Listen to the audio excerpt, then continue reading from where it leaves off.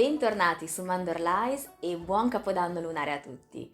Io sono Stefania e per questa grande occasione festeggiata in diversi paesi asiatici ho pensato di proporvi un piatto che celebra la famiglia, rievocando quella sensazione di condivisione che in Italia si sente e si percepisce durante il periodo natalizio.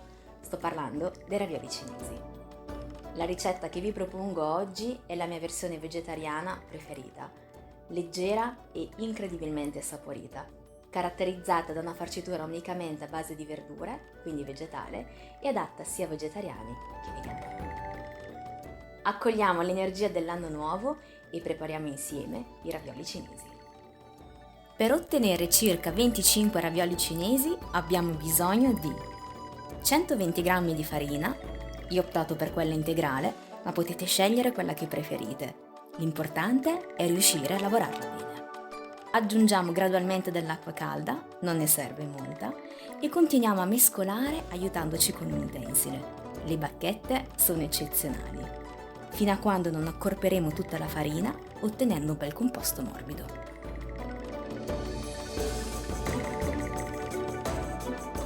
A questo punto aggiungiamo un cucchiaio di farina alla volta in base alle necessità del nostro panetto e impastiamo energicamente per circa 10 minuti. Ottenuto un impasto liscio e omogeneo, depositiamolo in una ciotola coprendola con un panno umido per almeno mezz'ora. Nel frattempo prepariamo la nostra farcitura a base di verdure e come prima cosa andiamo a reidratare in acqua calda dei funghi molto utilizzati nella cucina asiatica, i cosiddetti orecchie di Giuda. Muar in cinese mandarino, ossia orecchie di legno. Questo per la loro caratteristica di crescere sui tronchi degli alberi.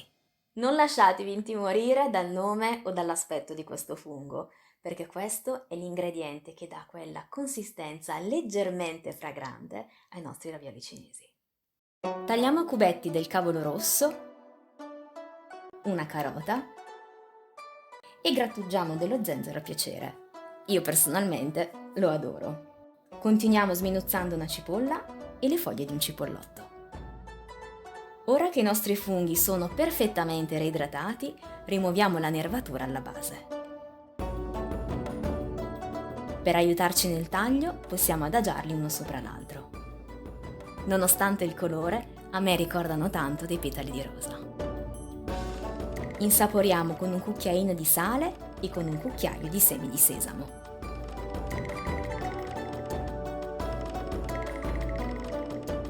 Dopo aver fatto riposare a sufficienza il nostro panetto, andiamo a creare inizialmente una ciambella.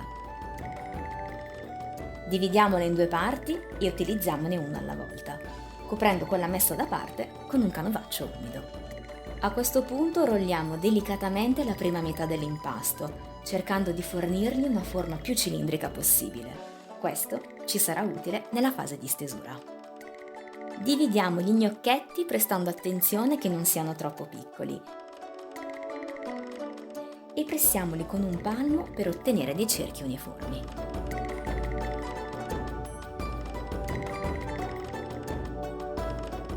Stendiamo con un mattarello come nel classico metodo cinese, cercando di assottigliare i bordi e lasciando leggermente più spesso il centro. Giriamo e rotoliamo finché non siamo soddisfatti. Se vi rendete conto di aver fatto troppo impasto, potete cospargere i dischi in eccesso con dell'amido di mais e metterli nel congelatore in un contenitore ermetico.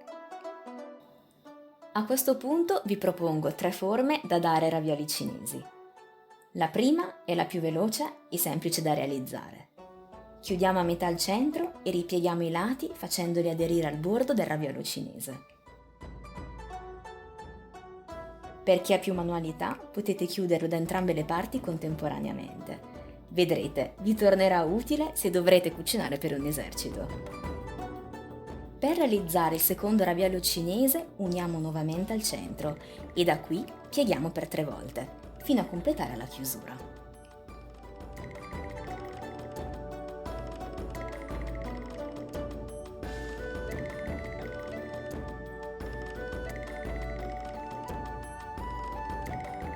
Facciamo lo stesso dall'altro lato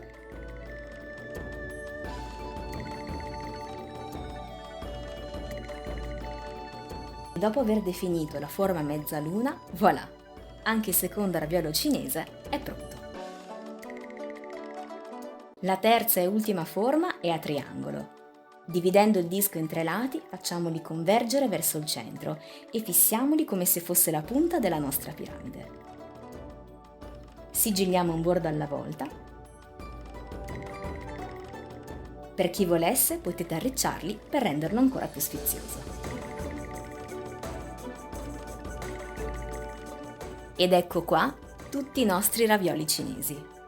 Potete cuocerli come più preferite, in brodo, bolliti, al vapore, alla piastra, fritti, ce n'è per tutti i gusti. Oggi ho optato per una cottura mista. Ho fatto incrostare la base per avere un po' di croccantezza e ho terminato cuocendo al vapore, lasciando infine i ravioli in padella per qualche minuto extra in modo da asciugarli completamente.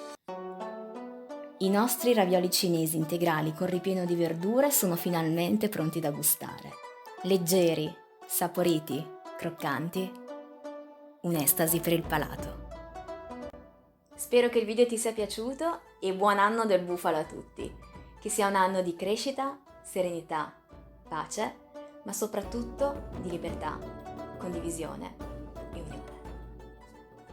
Grazie per il tuo tempo e alla prossima.